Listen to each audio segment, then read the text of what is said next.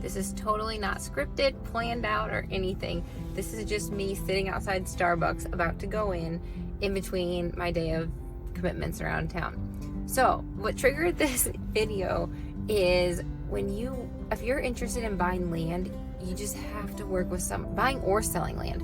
Work with someone who knows land, in particular if they live on land, because they know all the intricacies, they know all the pricing, they know all the things. Where this stems from is, so I have a client looking for land to buy on, needs to be dry, and so I saw my email come through, a realtor was promoting their land for sale, and it looked like by the pricing that it was dry land.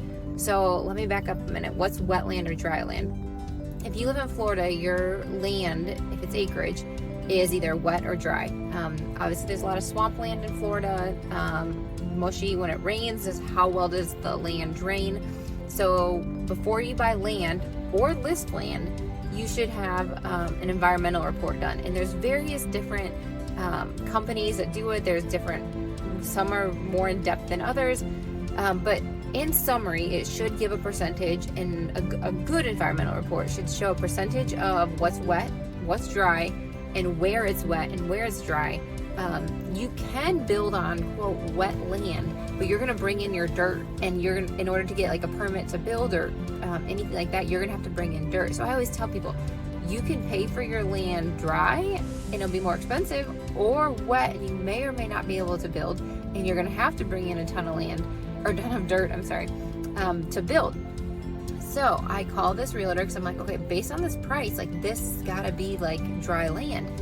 And I call her and I asked her what the percentage was, told her I was driving, she didn't know. So then she's like, yeah, it's dry, you can definitely build, it's dry, there's homes on either side. I was like, all right, well, send it to me. It is less than 0.1 dry out of the 1.4 acres, less than 0.1. So to me, that's wet. And she has it priced as if it were like 90% dry. So that's why this house is not selling, is I don't think she's informed that you price, when you're doing like a listing, you need to price it based on comps that are the same percentage of wet or dry. So she basically has this listed, I don't know, I'm just gonna say, without doing too much research, twice the amount it should be. So these poor people who've listed with her, no wonder why their lot's not selling.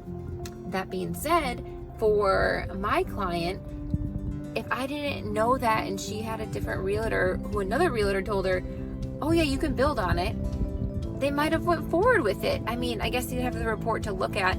Another thing to know is the other realtor was like, well, there's houses on both sides. Great. That doesn't mean that that lot is dry. So the water tables are constantly moving.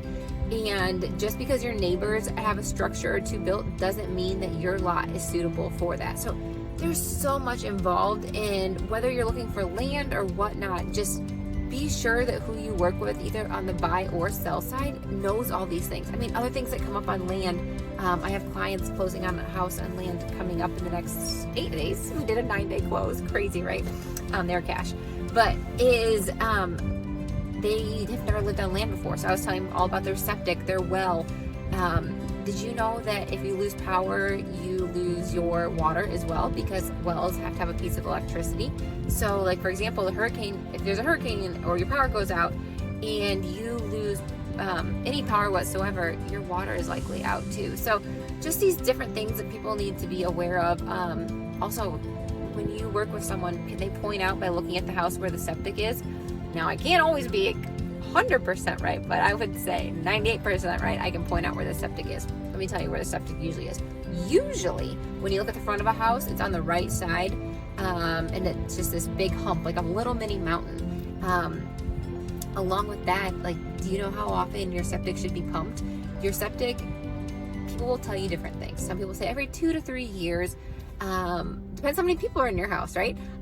It depends on how often do you have guests, or how much are you pushing down the system, right? We just had our septic pumped because we moved into a house in April. We hadn't done it yet.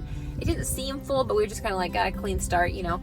And, one of the person who came to do the work said he recommends every 18 months to 2 years.